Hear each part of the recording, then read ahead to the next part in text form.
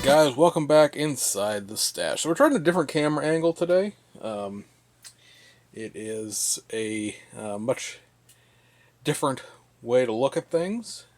Mainly because my phone camera, as you may recall from watching some of these videos before, has now decided that, haha, screw you guys, it's not going to focus. It's doing that seasick dance that it's been doing. So I have taken the phone mount to my camera mount off, and it has just a regular tripod screw-in base, and so I'm using my old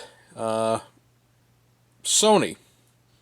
It's not really a DSLR. It would be termed as a near DSLR back in the day. They don't make these handy cams anymore. If you want to work in Sony cameras at this point, you either have to go up to the Alpha series, which are actually DSLRs, or you're stuck with a CyberShot like point and shoot camera. This was a step between a big camera and a little one back in the day. Anyway, it's not really that old. Well, yeah, I guess actually it's probably quite a bit old at this point, but it still has an HD video format, which we're trying here. So we'll see what this looks like. Hopefully, it sounds halfway decent. If this sounds like complete and total utter crap, well, you guys will just never see this video. So if you're watching this, it must not sound too bad to me when I was putting this in the editing suite. So this is going to be another what have I gotten type of video. I'm just going to cover a few things here to sort of scrape off the most recent top layer of acquisitions. And then if this goes well with this camera, we'll see about going backwards further. So this just came in yesterday. This is the newest version of the Meng Audi R8. I can't remember if I've shown you the first one that I got yet or not. I can't think of it off the top of my head. I don't have actually my phone with me right now, so I can't like look at my videos real quick. But at any rate, this is the they're calling it the Eva RT test type. But what this car was in the 2020 Macau Bay GT race. For you guys who know, I'm a huge fan of the Gia race of Macau and the subsequent FIA GT World Challenge race that exists on the street course at Macau. In 2020, 2021, and 2022, those races were not actually controlled by FIA, the Federal, International Auto Sports group, because you couldn't get there because of COVID. But they still ran the races locally, and the 2020 race in particular was a gigantic crap show of epic proportions, just in terms of the race quality and everything else. But this car in this EVA scheme ran in 2020 and finished third place in the race. Now, where this comes down to a borderline false advertising narrative for this specific kit is the fact that, yes, this car did run in 2020, and it did finish third place, but this decal package that they put in it doesn't include obvious things like tire branding, but it also doesn't include the correct windshield header or any of the placarding for the race numbers. And so, while it is true that this box art doesn't show any of that, and the decals inside don't actually include any of that, it is a little annoying that the literature is all like, hey, yeah, this is the third place finishing car, but we're going to give you 78% of the decals. You need to actually build the car, because all the sponsorships and stuff like that are there. It's just missing all of the race-specific things, and I don't know why that would be, because technically FIA didn't license this year's race, so you wouldn't have to get licensing, the really super expensive licensing for it, because you always have licensing from Audi. You have licensing down here, you see it's got official Evangeline licensing, so you have all of that, but just not the race licensing. I don't know, it's one of those weird things. At any rate, this is the same kit that the new Audi has been. Big differences between this kit and the new kit is the rear deck is a separate piece, and it also has separate doors, so you can pose the doors either open or closed. Technically they're supposed to be functional. I'm not sure how many times you'd actually get to close the hinges before they'd snap off per se. And the body shape is a little different in terms of The front end is a little lower on this kit than the new one is, which might be a little more prototypically correct. The rear wing spoiler is a different size and a little smaller, which I'm not sure if that's correct or not. You get in this kit, you know, the decal sheets, and you get some masks for the windows. You get a little bit of seatbelt material because there is a little bit of PE that comes in here too. Pardon the rattling, 'cause I'm not sure where the PE wandered off to. It might be in there and I just don't see it, but, oh, there it is. It's right there. Haha. It's up, locked up here. You see, you have like the grill shape, the basic mesh. This is for the back of the doors, your seatbelt material. And, yeah. So, like I said, you have most of the livery here.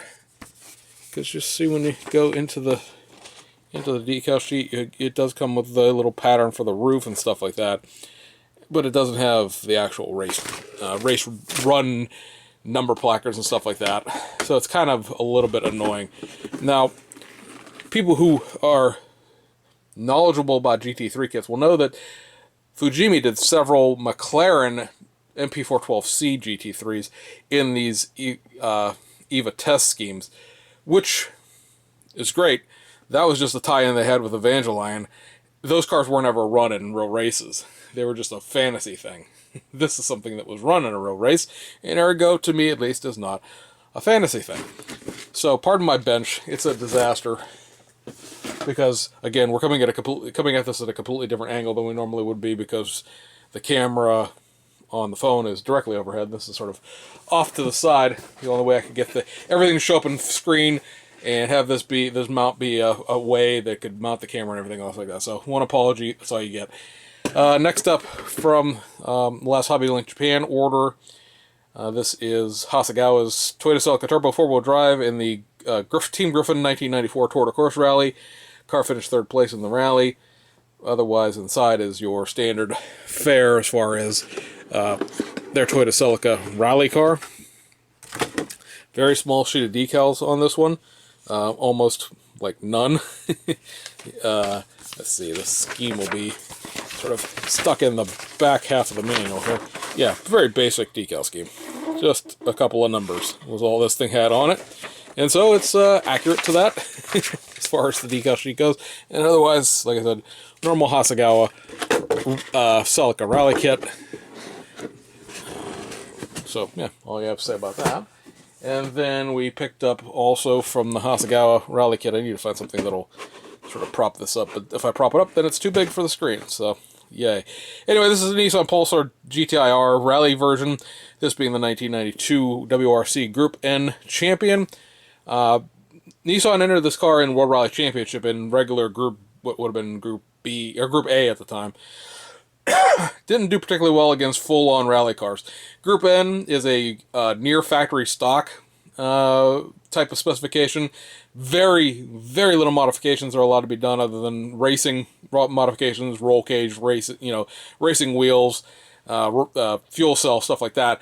So this was the car that ran that year, all year, in the 92 season, winning the championship for Team Belgium. And this, again, for as complicated as this looks, is a very small decal sheet. So you are on your own to paint the two-tone. It is a blue. It looks like more of a green to me, but it's a blue. It's a blue that actually matches this Alcatel logo and these Nissan logos. These are the shade of blue the rest of the car would be. The only thing this decal sheet includes for like dividers and borderline stuff are these stripes here, which, looking at the car, are like these stripes along the hood and the side that sort of divvy the two-tone up a little bit. So yeah, you're you're on your own there all the way around. These Pulsars are great kits in general, being neutral Hasegawa kits that have been around for, I think, a little less than 2 years at this point. And this will be the fourth version of a rally Pulsar. This one is the first one Group N spec. Not a big deal between this spec and the other WRC cars they did, because most of what is different between the two is parts you can't see, right? It's the engine upgrades, the drivetrain upgrades, and stuff like that. This is, sort of no big deal in that terms, because it's pretty much factory stock with a roll cage in it.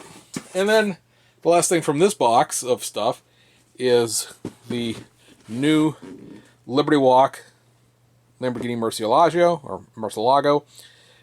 This is a brand new toolkit, and if you're familiar with the Aoshima Liberty Walk Lamborghinis, you know this is molded in multiple colors, comes with Mylar stickers as well as water slide decals, and yeah, very cool. Liberty Walk Lamborghini is a very hot subject right now. I mean, Liberty Walk themselves have done a series of them, and now we'll show you another Liberty Walk Lamborghini here in a second. But this is, again, what you'd expect for their current style of kits. Window black and Mylar, some other things in Mylar. This sheet back here on the back, also Mylar, and then this sheet in the middle with the protective film over it is your water slides. And these manuals are very nice, very colorful. I wish I could zoom this backwards, but this is the longest focal length this camera comes with. But yeah, it just basically gives you assembly instructions without paint. And then if you come into the back part of the very back part of the manual, it'll go into all of the different paint callouts for the various things. I like this as the Liberty Walk Rising Sun on the engine tray. And yeah, it's a pretty cool kit. I like it in the sense of it plugs in another Liberty Walk void, big fat bottom girl body on this car. And the only other alternative to building a Liberty Walk Mercy is to buy the $160 Hobby Design resin trans kit set.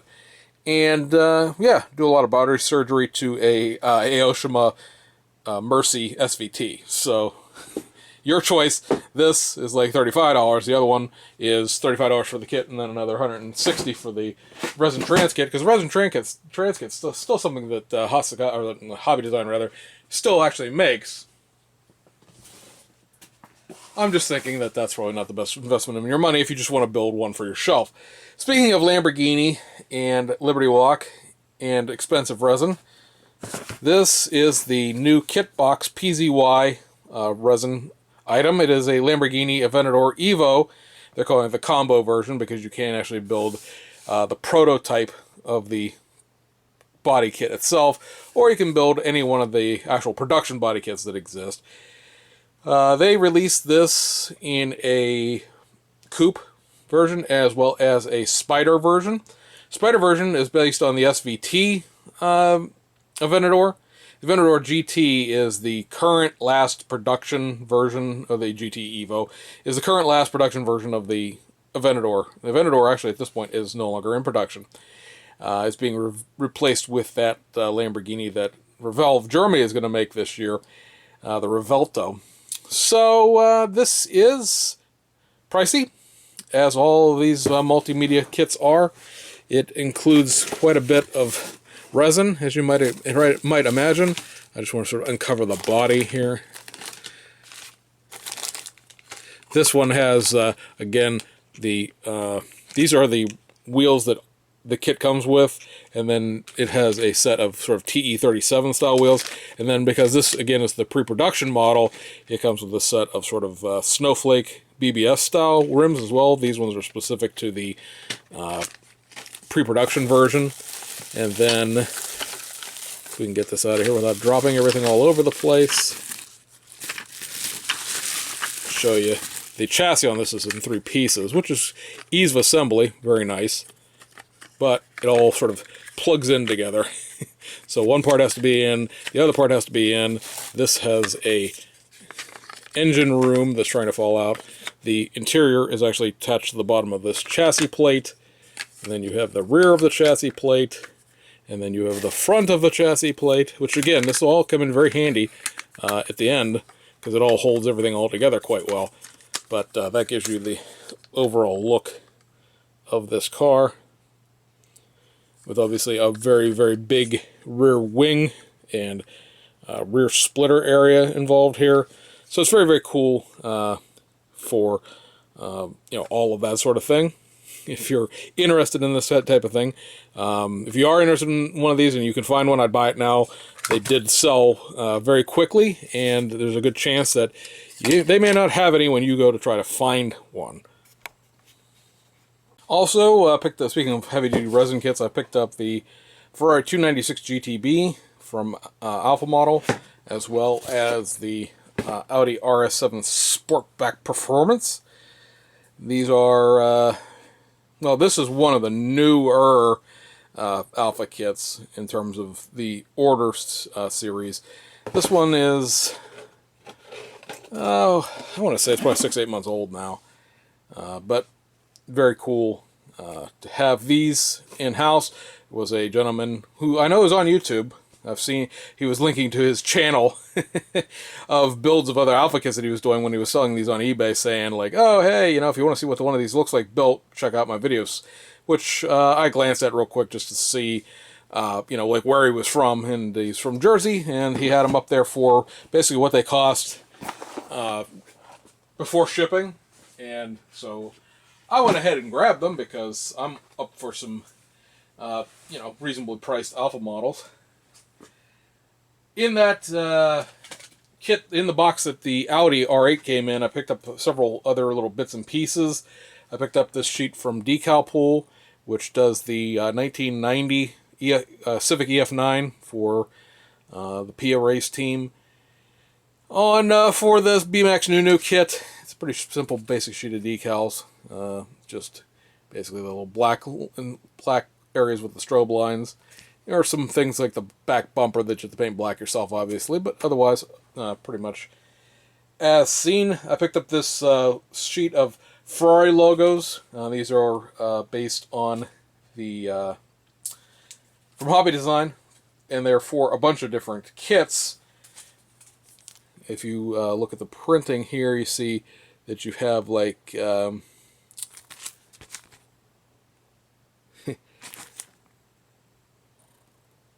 some reason that keeps looking like upside down to me, but I know it's not.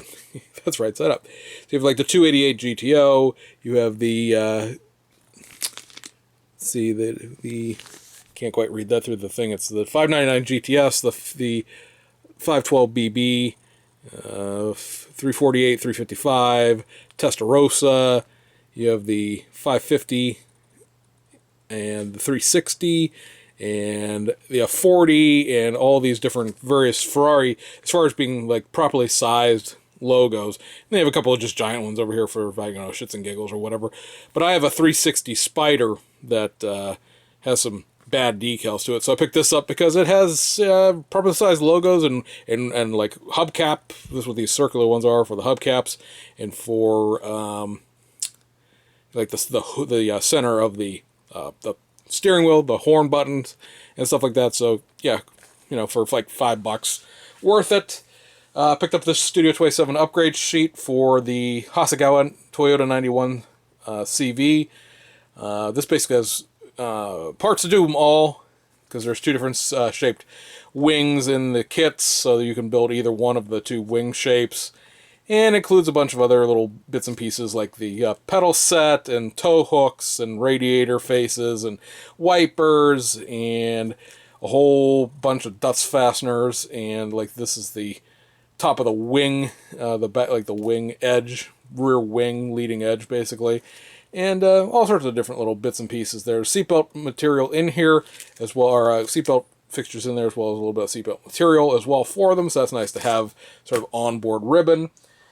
Also in this set of things, apparently I'm just going to drop things now, because that's cool.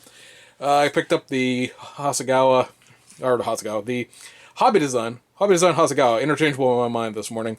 T50 Gordon Murray Automotive detail upset, so this has like resin brakes and just like 5 sheets of PE. I don't know if I'll even use most of it, but there are a few little odds and ends in here that I thought were upgrades over the Tamiya kit, so why not? And then from Fat Frog Models, which is sort of the in-house brand for Hobby Easy itself, I know I kind of mocked a couple of these a little while ago, but I have so many of them, I've decided to pick these up just to see, compare them to the kit parts. So I have a Resin 3D printed grille for the Audi A4s. Again, these are super duper fine attachment points on these. So one of those, I picked up the one for the Volvo S70, just again for the giggles of it. And then I also picked up, and this is for the GM AT50, the Gordon Murray car, a set of cam covers and ignition coils. So these replace the kit parts. The kit parts are a set of cam covers that have holes in them along the top here, and there are a series of of cam covers that insert from the bottom, so the coils pop out of the top of the cams covers. Well, this has those coils plus ignition wire for them as well. So that's a cool little bit. And again, these just super fine mounts that these guys have worked out over there. So this will be a very, very nice little upgrade for T50, I think. And then we're going to look at one other thing. There's no counter on this like there is on my other camera, so I'm not sure how long this is going to be because I paused it. But also picked up from Zoom On several sheets of decals, and you always get freebies from Zoom On when you put in an order for them. So I have I think I actually have one of these already, but this is a sheet of Mercedes-Benz stickers. They're metal sort of stick-on stickers like in a Tamiya kit. The Tamiyas have those metal transfers. That's what these are, for a whole bunch of different models and makes of Mercedes and some Mercedes logos and stuff like that. That was free. And then they also tossed in their Zoom On brand PE tow hooks, so a whole bunch of different shapes of tow hooks in this. And I don't know if I'll use these for anything. These are like for import car style tow hooks for, you know, your tuner type vehicles.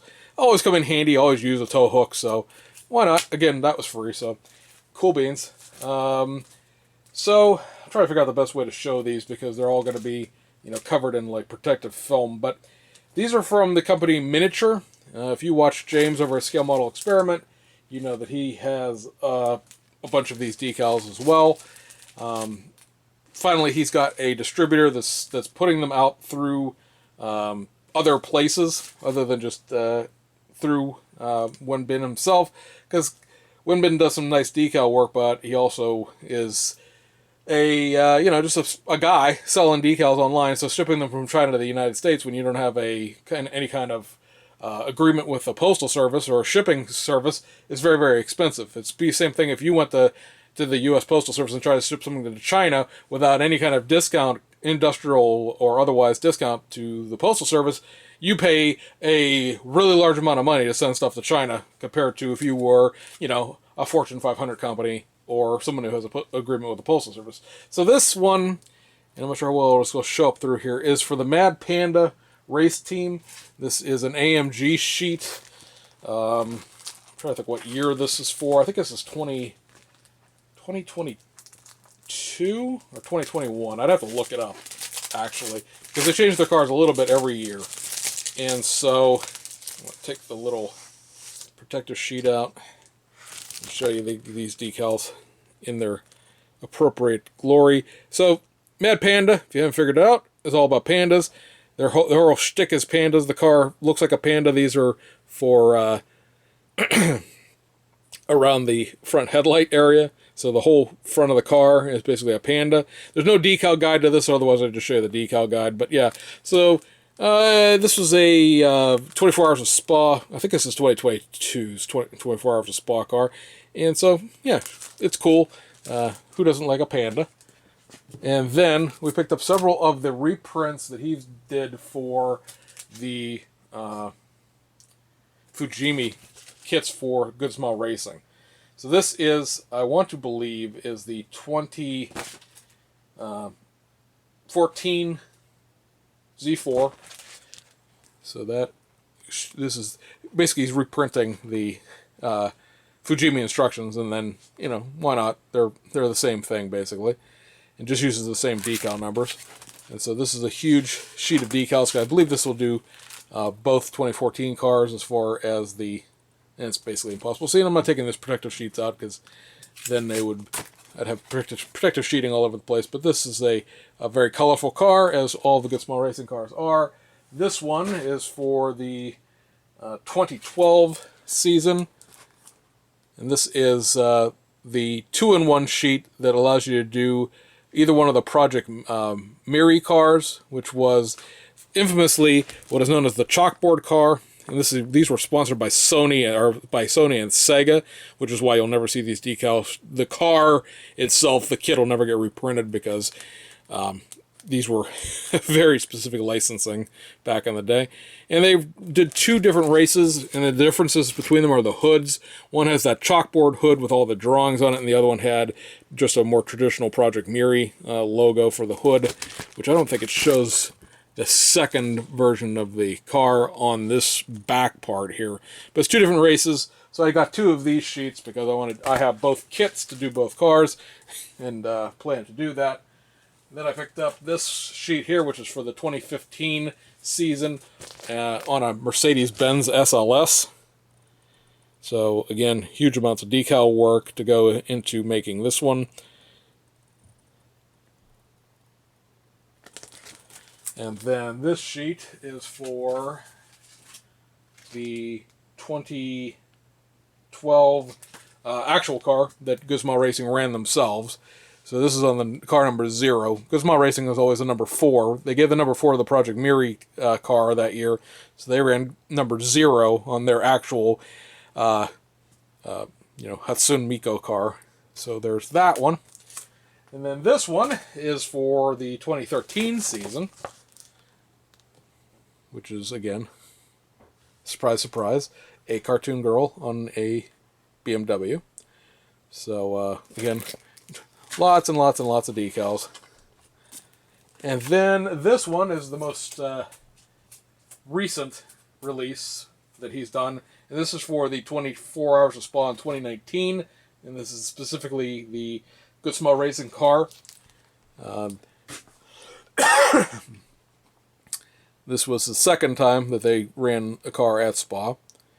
So, if you've seen other decals and you're like, oh, I've seen a 00 Miku car before, this is not so much Good Smile as it is Fate as far as that manga goes, but yeah, be that as it may, this was the actual Good Smile car.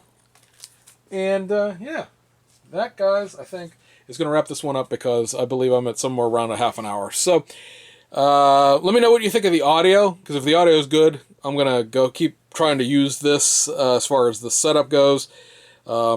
May also start working on other videos I wanted to do from a top-down sort of view, and just use this camera to do it with. And yeah, we'll see where it all goes from there.